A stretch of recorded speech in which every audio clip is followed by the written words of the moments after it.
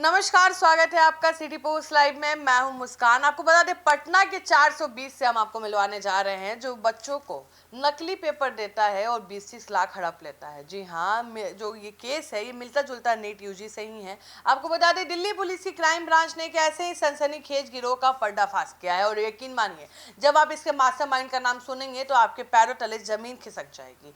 NEET UG वो परीक्षा जिसके लिए लाखों छात्र अपनी रातों की नींद और दिन का चैन कुर्बान कर देते हैं, लेकिन दिल्ली के आलीशान होटल और गाजियाबाद के गुप्त फ्लैट में कुछ और ही खिचड़ी पकड़ाई थी।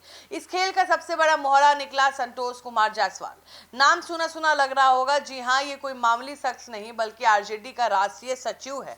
तेजस्वी यादव की पार्टी के इस बड़े चेहरे पर आरोप है कि उसने एमबीबीएस की सीट दिलाने के नाम पर एक ऐसा मकर जाल बुना जिससे गुजरात से लेकर दिल्ली तक के छात्र फंसते चले गए। कहानी शुरू होती है 2 मई को। सूरत पुलिस को एक इनपुट मिलता है कि दिल्ली में गिरोह सक्रिय है। दिल्ली पुलिस की जांच करता जब महिपालपुर के होटलों में छापेमारी करती है तो वहां जो मिलता है वो फिल्म के सीन से कम नहीं था। आपको बता दें, हर एक छात्र के परिवार से 20 से 30 लाख रुपए मांगे गए। गारंटी के तौर पे 10वीं और 12वीं की ओरिजिनल मार्कशीट और साइन किए हुए खाली चेक लिए गए।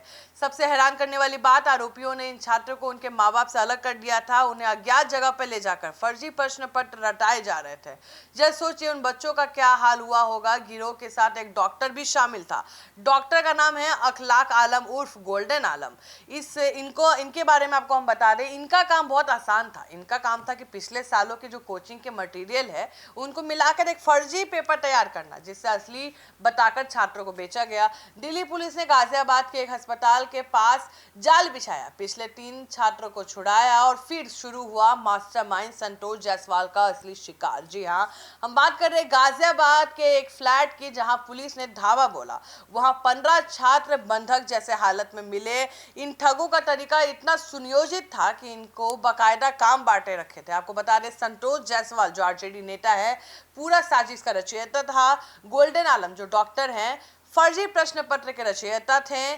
संत प्रताप सिंह ठहरने और खाने पीने की व्यवस्था वाले थे। विनोद भाई पटेल गुजरात के रईस परिवार को फंसाने वाला बिचौलिया था। पुलिस ने मौके से 149 प्रश्न के पत्र जो पन्ने थे, मटेरियल, खाली चेक बरामद किए गए।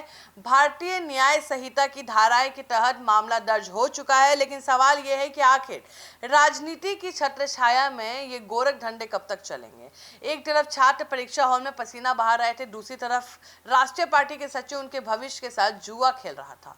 अब सोचिए, क्या ये सिर्फ संतोष जायसवाल का दिमाग था या पीछे कोई और बड़ी सियासी ताकत? क्या ये गिरोह सिर्फ ठगी कर रहा था या वास्तव में पेपर लीक करने का फिराक में भी था? दिल्ली पुलिस की जांच जारी है। मास्टरमाइंड अब सलाखों के पीछे है, लेकिन क्या उन 18 छात्र के मन में वो डर मिट पाएगा? क्या नीट जैसे पवित्र परीक्षा इन सफेद पोश अपराधियों से कभी मुक्त हो पाएगी? आप क्या सोचते हैं, हमें जरूर बताएं।